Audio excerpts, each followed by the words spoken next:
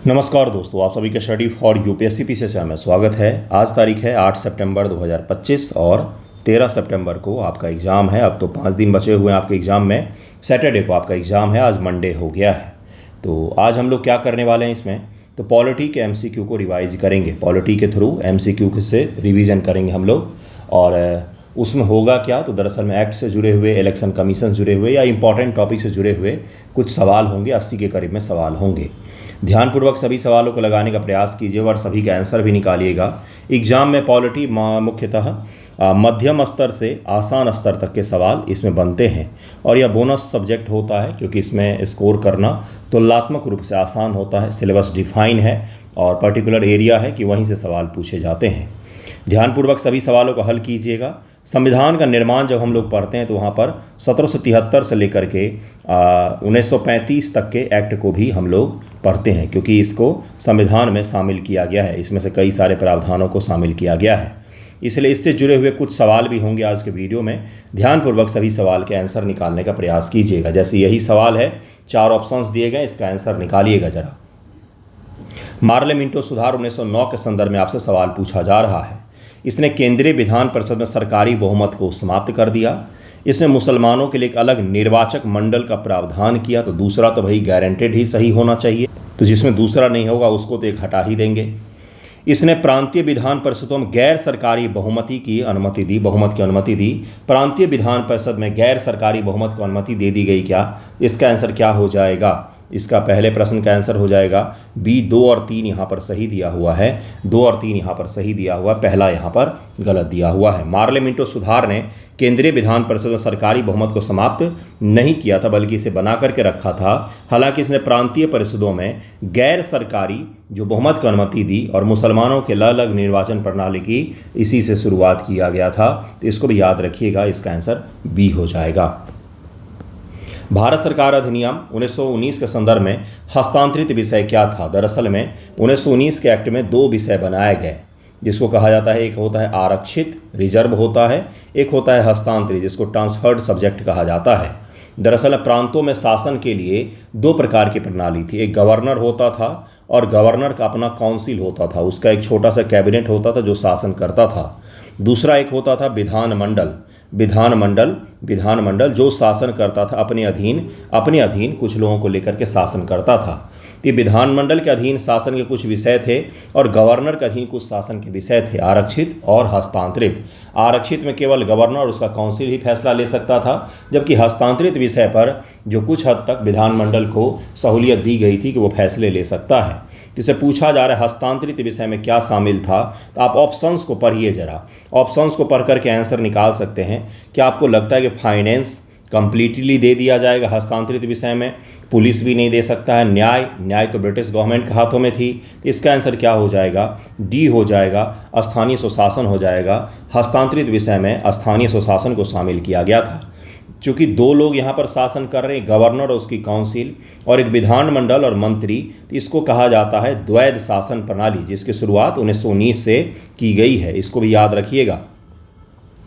भारत सरकार अधिनियम 1919 ने प्रांतों में द्वैध शासन की शुरुआत की, जिसके तहत हस्तांतरित और आरक्षित विषय थे। कहाँ पर, प्रांतों में। प्रांत यानी कि जैसे भारत है, अभी भारत के प्रांत का नाम बिहार हो गया, नागालैंड हो गया, तमिलनाडु हो गया, ये प्रांत हैं हमारे, ये प्रांत है हमारा। अभी यहाँ पर शासन की 2 प्रणाली है, एक गवर्नर शासन कर रहा है और एक विधानमंडल के द्वारा शासन हो रहा है।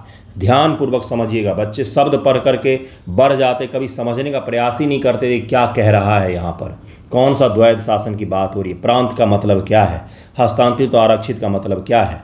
अब ये जो प्रांतों में शासन होगा उसको 2 भागों में बांट दिया गया, हस्तांतरित और आरक्षित। जैसे आज भी बटे हुए होते हैं राज्य सूची, केंद्र सूची और संवर्ती सूची, आज भी ये देखने को हमें मिलता है।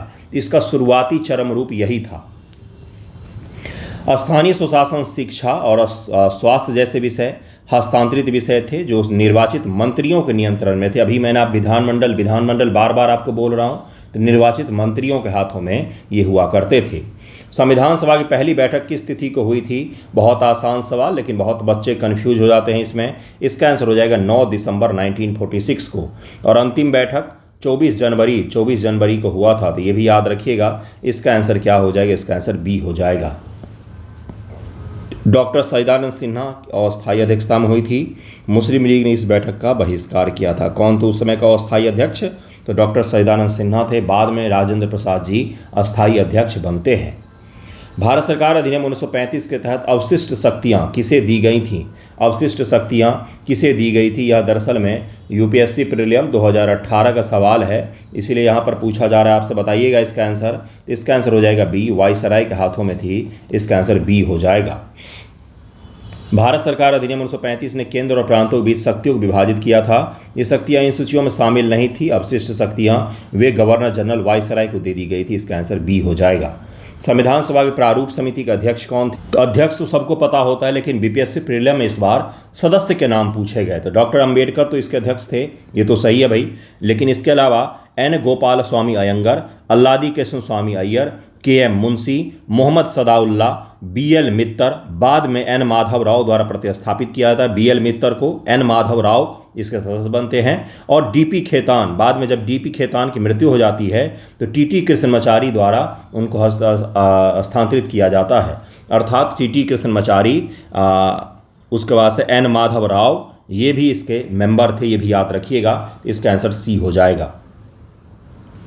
अगला सवाल है कि भारत के चुनाव आयोग का मुख्य कार्य क्या है? तो इसका आंसर क्या हो जाएगा? चुनाव कराना, मतदाताओं को शिक्षित करना, राजनीतिक दलों को मान्यता देना, चुनाव के लिए नियम और कानून बनाना। इसका आंसर डी हो जाएगा। उपरोक्त सभी चुनाव आयोग का काम है। भारत की संसद में शून्यकाल का क्या अर्थ होता है बंधुओं? 4 यहाँ पर ऑप्शंस दिए गए हैं, इसका आंसर निकालिएगा। प्रश्नकाल से ठीक पहले का समय, प्रश्नकाल और एजेंडे का बीच का समय, जब कोई आवश्यक बिल पारित किया जाता है उस समय को, जब सदन में कोई कार्रवाई नहीं होती है उसको। तो 0 आवर दरअसल में भारतीय संसद की देन है। यह भारत में ही बनाया गया इस सिस्टम को, 0 आवर को। पूछा जा रहा है कि इसका अर्थ क्या होता है। 4 ऑप्शन है यहाँ पर, इसका आंसर हो जाएगा प्रश्नकाल और एजेंडे के बीच का जो समय होता है उसी को कहा जाता है शून्यकाल। अगला सवाल है, संविधान सभा के सदस्यों का चुनाव किस आधार पर किया गया था? सार्वभौमिक वयस्क मताधिकार, जनता द्वारा सीधे। संविधान सभा के सदस्यों का चुनाव किस आधार पर किया गया था? प्रांतीय विधानसभा द्वारा अप्रत्यक्ष चुनाव, गवर्नर जनरल द्वारा मनोनयन। तो इसका आंसर हो जाएगा सी, प्रांतीय विधानसभाओं द्वारा अप्रत्यक्ष रूप से चुनाव किया गया था। इसका आंसर सी हो जाएगा। भारतीय संसद में प्रश्नकाल का क्या अर्थ है? प्रश्नकाल का क्या अर्थ है? शून्यकाल आया था। अब प्रश्नकाल का क्या अर्थ है? जब सदस्य सरकार से प्रश्न पूछते हैं, जब सदस्य निजी बिल पेश करते हैं, जब बजट पर चर्चा हो, जब प्रधानमंत्री भाषण देते। दरअसल प्रश्नकाल किसी भी सेशन के शुरुआत का पहला 1 आवर होता है। पहला फर्स्ट आवर जो होता है ना किसी भी सेशन के शुरुआत का, उसके फर्स्ट आवर को कहा था प्रश्नकाल। और इसी प्रश्नकाल के दौरान सदस्य सरकार से अपना प्रश्न पूछ सकते हैं। संसद के प्रत्येक सत्र का पहला घंटा यही होता है जिसको क्वेश्चन आवर कहा जाता है। क्वेश्चन आवर कहा जाता है। इसमें सभी सदस्य सरकार से, मंत्रियों से अपने अपने हिस्से का सवाल पूछते हैं, जिसमें सदस्य मंत्रियों से विभिन्न मुद्दों पर प्रश्न पूछते हैं। इसी को प्रश्नकाल कहा जाता है। ये भी याद रखिएगा। सबसे मुख्य चीज़ इसमें याद रखने का यही है कि प्रत्येक सत्र का पहला आवर जो होता है वो प्रश्नकाल होता है। इसका आंसर ए हो जाएगा। संविधान सभा की संघ शक्ति समिति के अध्यक्ष कौन थे? 4 यहाँ पर ऑप्शंस दिए गए हैं। सरदार वल्लभ भाई पटेल, डॉक्टर राजेंद्र प्रसाद, जवाहरलाल नेहरू, बी.आर. अम्बेडकर। तो इसका उत्तर क्या हो जाएगा? सी हो जाएगा। जवाहरलाल नेहरू संघ शक्ति समिति के अध्यक्ष थे। जवाहरलाल नेहरू संघ शक्ति समिति के अध्यक्ष थे, जबकि सरदार वल्लभ भाई पटेल प्रांतीय संविधान समिति और डॉक्टर राजेंद्र प्रसाद प्रक्रिया नियम समिति के अध्यक्ष थे। प्रक्रिया नियम समिति तो डॉक्टर राजेंद्र प्रसाद। और जहाँ पर भी प्रांत आए, प्रांत यानी कि सरदार पटेल, प्रांत यानी कि सरदार पटेल, इस प्रकार से याद रख सकते हैं। और संघ यानी कि सबको साथ लेकर चलने वाला, अर्थात जवाहरलाल नेहरू। तो इस प्रकार से याद कर सकते हैं। ये सब ट्रिक आपको एग्जाम में काम आएगा, क्योंकि एग्जाम में आप कंफ्यूज हो सकते हैं इस ऑप्शंस में। इसका आंसर सी हो जाएगा। भारतीय संविधान की किस विशेषता को ब्रिटिश संविधान से नहीं लिया गया है? 4 ऑप्शंस यहाँ पर दिए गए हैं। संसदीय सरकार प्रकार की, तो ये तो भाई ब्रिटिश गवर्नमेंट से हमने, ब्रिटिश पार्लियामेंट्री सिस्टम से हमने लिया है। कानून का शासन, रूल ऑफ लॉ भी हमने वहीं से लिया है। सिंगल सिटीजनशिप, ये भी वहीं से लिया गया है। न्यायिक समीक्षा, तो न्यायिक समीक्षा दरअसल में यूएसए के संविधान से हमने ग्रहित किया है। यूएसए के संविधान से ग्रहित किया है। और मरबरी बनाम मेडिसन वाद है शायद, आई थिंक, हाँ, जिसमें वहाँ की अमेरिका के सुप्रीम कोर्ट ने न्यायिक समीक्षा के सिद्धांत को प्रतिपादित किया और ये कहा कि राष्ट्रपति के, अमेरिका के राष्ट्रपति के भी किसी फैसले को न्यायपालिका के द्वारा अवैध घोषित किया जा सकता है। तो जुडिशियल रिव्यू जो पनपा है वो वहीं से पनपा है। इसका आंसर डी हो जाएगा। उसके पश्चात से एक सिद्धांत और आया क्या जुडिशियल रिव्यू तभी दिया जाएगा जब आर्टिकल 32 या आर्टिकल 226 जैसे आर्टिकल संविधान में लिखे हुए हों? बिल्कुल भी नहीं। जुडिशियल रिव्यू के समय एक चीज़ और आया कि दुनिया का कोई भी संविधान अगर वो लिखित संविधान है, दुनिया का कोई भी संविधान अगर वो लिखित संविधान है, अर्थात उस संविधान का 50% से अधिक हिस्सा लिखित रूप में है, तो वहाँ पर क्या हो जाएगा, वहाँ पर जुडिशियल रिव्यू अपने आप ही वहाँ के सुप्रीम कोर्ट को, वहाँ के न्यायालय को अपने आप ही जुडिशियल रिव्यू की शक्ति प्राप्त हो जाएगी। अगर वहाँ का संविधान लिखित है, किसी भी देश का दुनिया में संविधान अगर लिखित है, 50% ज़्यादा हिस्सा उसका अगर लिखित है, तो उसको जुडिशियल रिव्यू की अपने आप शक्ति मिल जाएगी। क्यों मैं इतनी बार बोल रहा हूँ? क्योंकि उसके पीछे कारण है। जो ब्रिटिश संसद है, जो ब्रिटेन है, उसका संविधान लिखित नहीं है। बिल्कुल सही सुन रहे हैं आप। वहाँ पर संविधान की सर्वोच्चता नहीं है, वहाँ पर संसद की सर्वोच्चता है। इसलिए वहाँ पर जुडिशियल रिव्यू जैसी चीज़ें जो हैं वो कमज़ोर हैं। जुडिशियल रिव्यू जैसी चीज़ें वहाँ पर कमज़ोर हैं। वहाँ पर संसद का ही फैसला अंतिम फैसला माना जाता है। इसका आंसर क्या हो जाएगा? इसका आंसर डी हो जाएगा। इसीलिए लिखित संविधान मैंने इतनी बार बोला। भारत सरकार अधिनियम 1935 के तहत प्रांतीय स्वायत्तता का मुख्य उद्देश्य क्या था? प्रांतीय स्वायत्तता का मुख्य उद्देश्य था प्रांतों को अपनी सरकार बनाने का अधिकार देना। यही प्रांतीय स्वायत्तता का मुख्य उद्देश्य रखा गया था। इसका आंसर बी हो जाएगा। अगला सवाल देखिए क्या है, संविधान सभा में देशी रियासतों के प्रतिनिधि को किस प्रकार से चुना गया था? देशी रियासत जो थे, जैसे अलग अलग देश के रियासत थे, जैसे त्रावणकोर था, अलग अलग छोटे छोटे रियासत थे, बिहार में दरभंगा भी था, वहाँ के महाराज को भी संविधान सभा में जगह मिला था। तो सीधे जनता द्वारा चुने जाते थे, प्रांतीय विधानसभा द्वारा चुने गए सदस्यों द्वारा था, संबंधित राज्य के शासकों द्वारा मनोनयन, ब्रिटिश सरकार द्वारा मनोनयन। तो इसका आंसर क्या हो जाएगा? 21 का आंसर हो जाएगा सी, संबंधित राज्य के शासकों द्वारा। जो छोटा सा रियासत होता था, वहाँ का जो शासक था वो मनोनीत करता था एक सदस्य को संविधान सभा के लिए। तो इसका आंसर क्या हो जाएगा? इसका आंसर सी हो जाएगा। अगला सवाल देखिए क्या है, भारत सरकार अधिनियम 1935 के संदर्भ में निम्नलिखित कथनों पर विचार करें। 3 यहाँ पर ऑप्शंस, 3 यहाँ पर स्टेटमेंट दिए गए हैं। अब जरा इसका आंसर निकालिएगा। पूछ रहा है कौन सा सही है। इसने प्रांतीय स्वायत्तता की शुरुआत की, प्रोविंशियल ऑटोनॉमी की इसने शुरुआत की क्या? जो प्रांत होते थे क्या उनको स्वायत्तता की शुरुआत कर दी इसने प्रांतों में द्वैध शासन को जारी रखा। प्रांतों में जो द्वैध शासन था, एक विधानमंडल के द्वारा और एक गवर्नर के द्वारा, क्या उसको जारी रखा इसने केंद्रीय स्तर पर द्वैध शासन की शुरुआत का प्रस्ताव रखा। इसने रखा कि जिस प्रकार से आप लोग प्रांतों में 2 लोग मिलकर शासन कर रहे हैं, उसी प्रकार से केंद्र में भी 2 लोग मिलकर शासन कीजिए। ये रखा गया सिस्टम। उपरोक्त में से कौन सा कथन सही होगा? 3 स्टेटमेंट यहाँ पर दिए गए हैं। जब मैं आंसर राइटिंग करवाता हूँ GS1 का, अभी करवाऊँगा सितंबर में PT के बाद आपका, तो उस दौरान मैं उनको कितनी बार बोलता हूँ कि 1935 के प्रावधानों को लिखिए, इसी कारण से कि जब आप लिखेंगे तो आपको याद रहेगा कि हाँ क्या क्या प्रावधान थे। क्या इसका आंसर हो जाएगा? केवल 1, केवल 1 और 2, केवल 1 और 3, 1, 2, 3। इसका आंसर क्या हो जाएगा? देखते हैं इसका आंसर क्या है। इसका आंसर हो जाएगा सी, 1 और 3 यहाँ पर सही है, दूसरा यहाँ पर गलत दिया हुआ है, दूसरा स्टेटमेंट यहाँ पर गलत दिया हुआ है। देखिए अब इसका पढ़ते हैं। भारत सरकार अधिनियम 1935 प्रांतों में द्वैध शासन को समाप्त कर प्रांतीय स्वायत्तता की शुरुआत की। जब यहाँ पर प्रांतीय स्वायत्तता सही होगा तो द्वैध शासन कैसे सही हो सकता है? इन दोनों में से तो कोई एक ही सही होना चाहिए था, है ना? तो बस यही आपको समझना चाहिए था। चलिए देखते हैं। जबकि केंद्रीय स्तर पर द्वैध शासन की शुरुआत का प्रस्ताव रखा, हालांकि केंद्र में यह प्रावधान कभी भी लागू ही नहीं हो पाया क्योंकि संघ कभी बन ही नहीं पाया। भारतीय संविधान की इस विशेषता को आयरलैंड के संविधान से ग्रहित किया गया है। बहुत आसान सवाल है या तो, और यह पूछा भी गया है। राज्य के नीति निषेक सिद्धांत, जिसको हम लोग DPSP कहते हैं, संविधान के भाग 4 में यह वर्णित है। अगला सवाल देखिए क्या है, संविधान सभा में झंडा समिति के अध्यक्ष कौन थे? तो झंडा समिति डॉक्टर राजेंद्र प्रसाद जी के पास में था। इसका आंसर ए हो जाएगा। भारतीय संसद में धन विधेयक को राज्यसभा अधिकतम कितने दिनों तक रोक कर रख सकती है? तो राज्यसभा का धन विधेयक के संबंध में शक्तियाँ बहुत ही सीमित है। क्यों सीमित है भाई? क्योंकि राज्यसभा को मनी बिल संबंधी चीज़ों पर अधिकार नहीं दिया गया है। लोकसभा को इसमें एक छत्र अधिकार प्राप्त है। इसलिए राज्यसभा ज़्यादा से ज़्यादा इसको रोक करके रख सकती है, इसमें कुछ बदलाव नहीं कर सकती है, बदलाव को रिकमेंड कर सकती है, लेकिन लोकसभा उसको मानने के लिए बाध्य नहीं होती है। तो इसका आंसर ए हो जाएगा, इसका आंसर ए हो जाएगा। सर्वोच्च न्यायालय के न्यायाधीशों को हटाने की प्रक्रिया के संदर्भ विशेष बहुमत का क्या अर्थ है? सर्वोच्च न्यायालय के न्यायाधीश को अगर हटाना है, जैसे अभी कुछ दिन पहले ही चर्चा में था, तो अगर विशेष बहुमत की बात हो रही तो उस विशेष बहुमत का क्या मतलब है? सदन के कुल सदस्यों को 50% से अधिक, तो ये तो क्या हो गया भाई, सामान्य बहुमत हो गया, है ना। एक बार और डीएसओ के एग्जाम में था, एक ऑप्शन था, मैंने भी उसको जब पहली बार हल करवाया था इग्नोर कर दिया था, उसको कहा था प्रभावी बहुमत। प्रभावी बहुमत इसका मतलब क्या होता है? देखिए, सामान्य में तो 50% से अधिक सदस्यों का होता है, प्रभावी में है कि जितने लोग अभी मौजूद हैं सदन में उनका 50% प्लस अधिक +1, है ना। तो ये प्रभावी बहुमत और सामान्य बहुमत में थोड़ा सा अंतर होता है, इसको याद रखिएगा। देखिए बी ऑप्शन क्या है? बी ऑप्शन है उपस्थित और मतदान करने वाले सदस्यों का 2/3 बहुमत, सदन के कुल सदस्यों का बहुमत और उपस्थित मतदान करने वाले सदस्यों का 2/3 बहुमत, केवल सदन के कुल सदस्यों का 2/3 बहुमत, इसका आंसर सी हो जाएगा।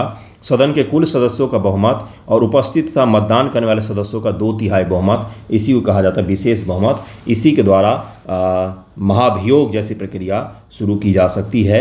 इसका आंसर क्या हो जाएगा? इसका आंसर सी हो जाएगा। अगला सवाल देखिए क्या है, भारत का नियंत्रक महालेखा परीक्षक अपनी रिपोर्ट किसे प्रस्तुत करता है भाई? तो अपनी रिपोर्ट यह भारत के राष्ट्रपति को देता है, जो इसे संसद के दोनों सदनों के समक्ष रखते हैं और फिर जो लोक लेखा समिति होता है वो इसकी जांच करती है। लोक लेखा समिति इसकी जांच करती है। लोक लेखा समिति जो होती है, इसके जो अध्यक्ष होते हैं सामान्य तौर पर परंपरा के तहत विपक्षी पार्टी से बनाए जाते हैं, विपक्षी पार्टी से बनाए जाते हैं। इसका आंसर बी हो जाएगा। अगला सवाल है कि चुनाव आयोग के मुख्य चुनाव आयुक्त का कार्यकाल कितने वर्षों का होता है? तो 665 याद रखना है, 665 6 वर्ष अर्थात 65 वर्ष। इसका आंसर क्या हो जाएगा? इसका आंसर बी हो जाएगा।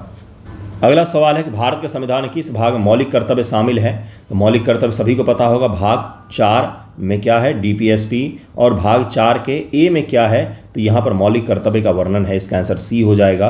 स्वर्ण सिंह समिति की सिफारिशों के आधार पर भारत के संविधान में संशोधन करके इसको लागू किया गया। यूएसएसआर से हमने मौलिक कर्तव्य सीखा है। इसका आंसर सी हो जाएगा। भारत सरकार अधिनियम 1935 के तहत संघीय न्यायालय की स्थापना कहाँ पर की गई? कलकत्ता, बॉम्बे, दिल्ली, मद्रास। संघीय न्यायालय दिल्ली में बनाया गया। इसका आंसर सी हो जाएगा। पहले जो वर्तमान का सुप्रीम कोर्ट है, यह पहले पुराने संसद भवन में ही चलता था, बाद में इसके लिए स्वतंत्र बिल्डिंग बनाया गया था। इसका आंसर सी हो जाएगा। भारतीय संसद में लोक लेखा समिति का मुख्य कार्य क्या होता है? अगला सवाल वही आ गया। पब्लिक अकाउंट कमेटी इसको कहा जाता है बंधुओं। देखिए क्या है, सरकारी खर्च की जांच करना, कैग के ऑडिट की रिपोर्ट की जांच करना, सरकारी नीतियों की समीक्षा करना, सरकार के लिए बजट तैयार करना। तो इसका उत्तर हो जाएगा बी। कैग ने जो रिपोर्ट दिया है उसकी जांच करना। इसका आंसर बी हो जाएगा। राष्ट्रपति का अध्यादेश जारी करने की शक्ति का उल्लेख किस अनुच्छेद में किया गया है? तो अध्यादेश जारी करने का 123 में जिक्र किया गया है। 123 के तहत राष्ट्रपति जब दोनों सदन या दोनों में से कोई एक सदन अभी नहीं चल रहा है और उस समय कोई एक्ट पारित करना है, बहुत ज़रूरी है, तो वहाँ पर राष्ट्रपति महोदय अध्यादेश की शक्ति के तहत में एक एक्ट जारी कर सकते हैं, अध्यादेश जारी करके एक्ट बना सकते हैं, जो आने वाले सदन के सत्र जब शुरू होते हैं तो उसमें पास करवाना अनिवार्य होता है। इसका आंसर बी हो जाएगा। भारतीय संविधान की प्रस्तावना में समाजवादी और पंथ निरपेक्ष शब्द कब जोड़ा गया? ए हो जाएगा 42 संविधान संशोधन। ये तो आसान सवाल है। भारतीय संविधान में कटौती प्रस्ताव का मुख्य उद्देश्य क्या है? इसमें थोड़ा सा कन्फ्यूजन हो सकता है भाई, इसका आंसर निकालिएगा। सरकार को इस्तीफा देने के लिए मजबूर करना, किसी मांग में कटौती का प्रस्ताव करना, किसी मंत्री के खिलाफ अविश्वास प्रस्ताव लाना, विधेयक को पारित होने से रोकना। तो 36 का आंसर हो जाएगा बी। किसी मांग में कटौती करने के लिए प्रस्ताव को पारित करना, इसी को कहा जाता है कटौती प्रस्ताव। सरकार ने कोई मांग लाया है भाई सदन, विपक्ष की जो पार्टियां हैं उसमें कटौती का प्रस्ताव रख सकती हैं कि इसमें से कुछ कटौती करना चाहिए। इसका आंसर बी हो जाएगा।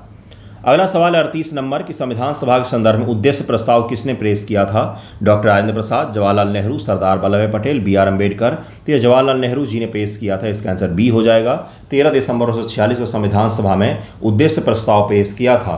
क्लास 10th का एनसीईआरटी है शायद, उसमें देखिएगा क्लास 10th की एनसीईआरटी में उसमें उद्देश्य प्रस्ताव और उसका व्याख्या बेहतरीन दिया हुआ है। अभी तो नहीं, पीटी के बाद देखिएगा, बहुत ही अच्छा दिया हुआ है। तो इसका आंसर बी हो जाएगा, जवाहरलाल नेहरू दिया हुआ है। क्योंकि ये उद्देश्य प्रस्ताव दरअसल में था क्या कि हम किस संविधान का निर्माण करने जा रहे हैं, उसी की बात थी इसमें। हम किस प्रकार का संविधान चाहते हैं, हम संविधान किस प्रकार का चाहते हैं, उसी की बात इसमें की गई थी। इसका आंसर क्या हो जाएगा? इसका आंसर बी हो जाएगा यहाँ पर। 13 दिसंबर 1946 याद रखिएगा, क्योंकि यह डेट कई बार पूछा गया है प्रीलिम एग्जाम में। अगला सवाल है कि भारत सरकार अधिनियम 1935 के तहत संघीय न्यायालय के न्यायाधीशों की संख्या कौन निर्धारित करता था? संघीय न्यायालय के न्यायाधीशों की संख्या कौन निर्धारित करता था? 1935 के तहत में, 1935 के जो एक्ट हैं इसके तहत में जो संघीय न्यायालय दिल्ली में बनाया गया, इसके लिए न्यायाधीश कौन निर्धारित करता था? न्यायाधीश कौन निर्धारित करता था? गवर्नर जनरल, सम्राट अर्थात किंग जो थे वो, संसद या मुख्य न्यायाधीश कौन निर्धारित करता था? इसका आंसर क्या हो जाएगा? किंग के द्वारा निर्धारित किया जाता था। 1935 के संघीय न्यायालय में न्यायाधीशों की संख्या सम्राट द्वारा निर्धारित की जाती थी, न कि गवर्नर जनरल या संसद द्वारा। इसका आंसर बी हो जाएगा। संविधान सभा प्रारूप समिति का गठन कब किया गया? अभी मैंने इसके सदस्यों की संख्या भी आपको बताई थी, सदस्यों के नाम भी आपको बताए थे। इसका आंसर क्या हो जाएगा? इसका आंसर हो जाएगा ए, अर्थात 29 अगस्त 1947 को गठन किया गया था। 29 अगस्त 1947 को डॉक्टर BR अम्बेडकर की अध्यक्षता में प्रारूप समिति गठन किया गया, जिसका उद्देश्य संविधान का मसौदा तैयार करना था। भारतीय संविधान किस विशेषता को अमेरिकी संविधान से नहीं लिया गया है? मौलिक अधिकार, न्यायिक समीक्षा, राष्ट्रपति पर महाभियोग, कानून द्वारा स्थापित प्रक्रिया। 4 यहाँ पर ऑप्शंस दिए गए हैं। इसका उत्तर क्या हो जाएगा? इसका उत्तर हो जाए कानून द्वारा स्थापित प्रक्रिया हमने जापान से लिया है, जापान के संविधान से अधिकृत किया है, जबकि मौलिक अधिकार, न्यायिक समीक्षा और राष्ट्रपति पर महाभियोग ये हमने अमेरिका के संविधान से ग्रहित किया है। भारतीय संसद में स्थगन प्रस्ताव का मुख्य उद्देश्य क्या है? तो इसका आंसर क्या हो जाएगा भैया? स्थगन प्रस्ताव का मुख्य उद्देश्य क्या होता है?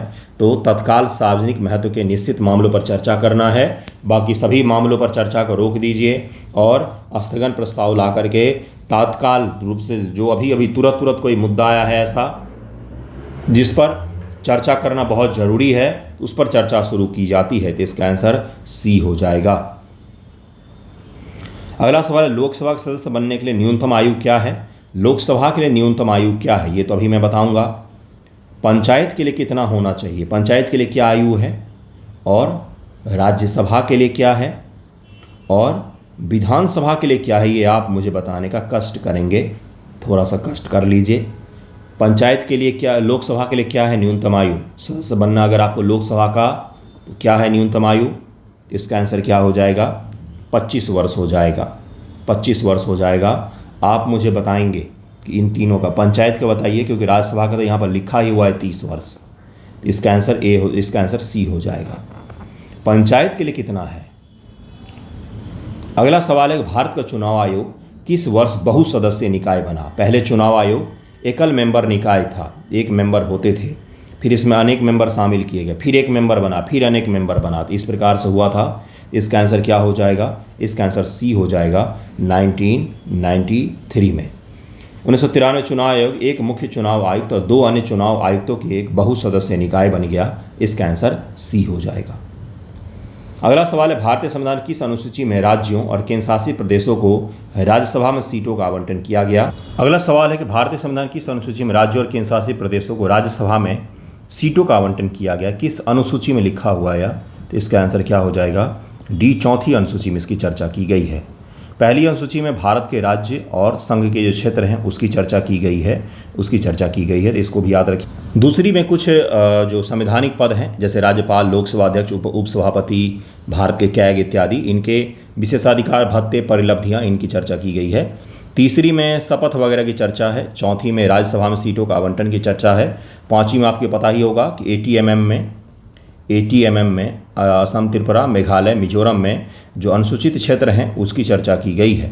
उसके अलावा छठे में जो ATMM को छोड़ करके जनजातीय क्षेत्र हैं उनके लिए विशेष अधिकार की चर्चा की गई है। 7 में शक्तियों का विभाजन किया गया है। 8वीं अनुसूची में भाषाओं की बात की गई है, इसको याद रखिएगा। संविधान सभा के अध्यक्ष कौन थे? तो अस्थायी अध्यक्ष डॉक्टर राजेंद्र प्रसाद बने। इसका आंसर बी हो जाएगा। 11 दिसंबर 1946 को अस्थायी अध्यक्ष चुने गए। तिथि याद रखना है क्योंकि संविधान से जुड़े हुए तिथि पूछे जाते एग्जामिनेशन में। भारत सरकार अधिनियम 1919 के तहत केंद्र में द्विसदनीय विधायिका की स्थापना कब हुई? तो यह हुआ है 1921 से स्थापित हुआ है। 1919 एक्ट के जो भी प्रावधान थे वो वास्तविकता में 1921 से लागू होते हैं। इसका आंसर बी हो जाएगा। भारत सरकार अधिनियम 1919 के तहत केंद्र में द्विसदनीय विधायिका 1921 में शुरू हुआ है। राज्य परिषद काउंसिल ऑफ स्टेट और केंद्रीय विधानसभा सेंट्रल लेजिस्लेटिव असेंबली इस प्रकार से 2 सदन बनाए गए थे उस समय। भारतीय संविधान संसद में लोक लेखा समिति का मुख्य उद्देश्य क्या होता है? ये तो रिपीटेड सवाल हो गया। कैग के ऑडिट रिपोर्ट की जांच करना, इसका आंसर बी हो जाएगा। भारतीय संविधान कौन सा अनुच्छेद राष्ट्रपति को सर्वोच्च न्यायालय से परामर्श लेने का अधिकार देता है? राष्ट्रपति सर्वोच्च न्यायालय से परामर्श ले सकते हैं, तो इसका आंसर क्या हो जाएगा? इसका आंसर हो जाएगा सी, अनुच्छेद 143। 143 सार्वजनिक महत्व के किसी भी कानूनी या तथ्यात्मक मुद्दे पर राष्ट्रपति महोदय सुप्रीम कोर्ट से परामर्श ले सकते हैं, इसका आंसर सी हो जाएगा। वो परामर्श मानने के लिए वो बाध्य नहीं होंगे, परामर्श मानने के लिए बाध्य नहीं होंगे।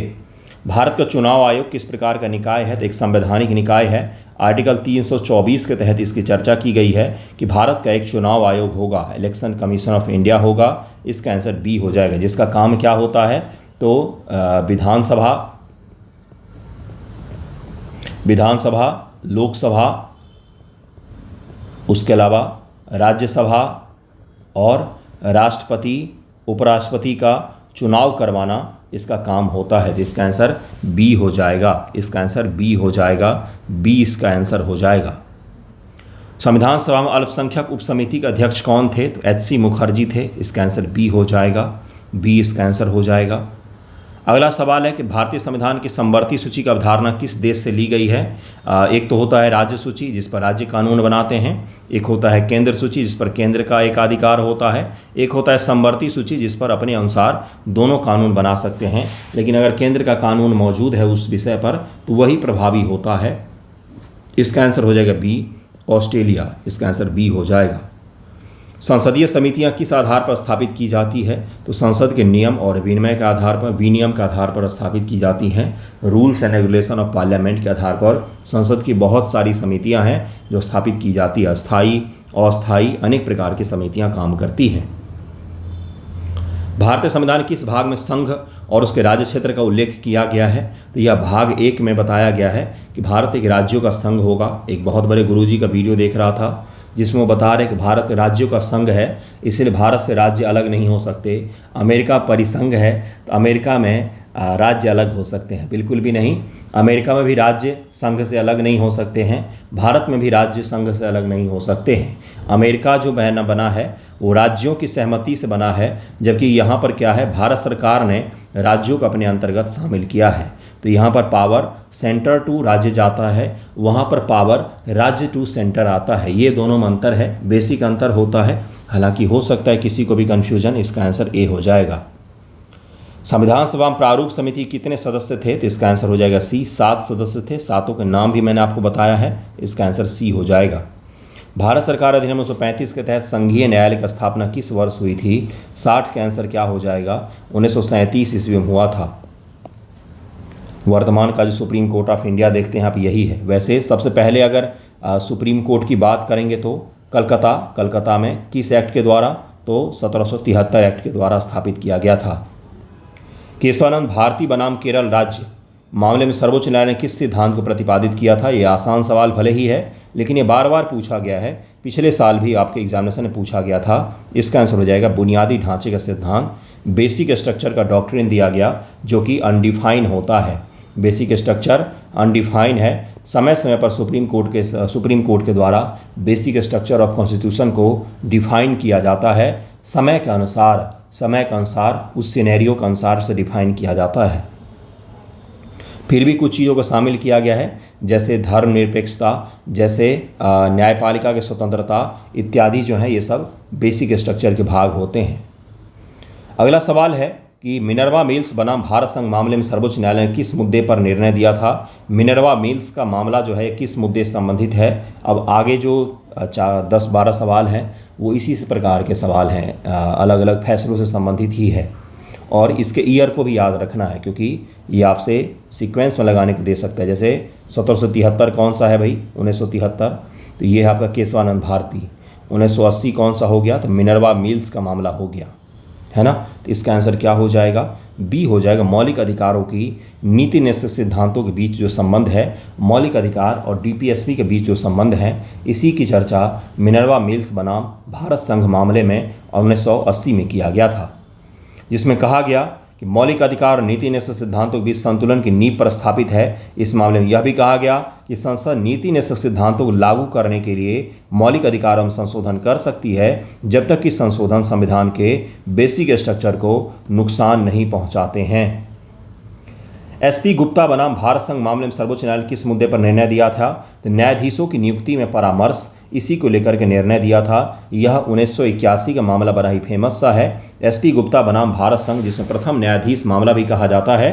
हाल ही में कॉलेजियम प्रणाली जब चर्चा में था तो यह प्रथम न्यायाधीश का मामला मैंने पढ़ाया भी है और यह 69 बीपीएससी प्रीलिम में स्टेटमेंट बनाकर प्रथम न्यायाधीश मामला पूछा भी जा चुका है।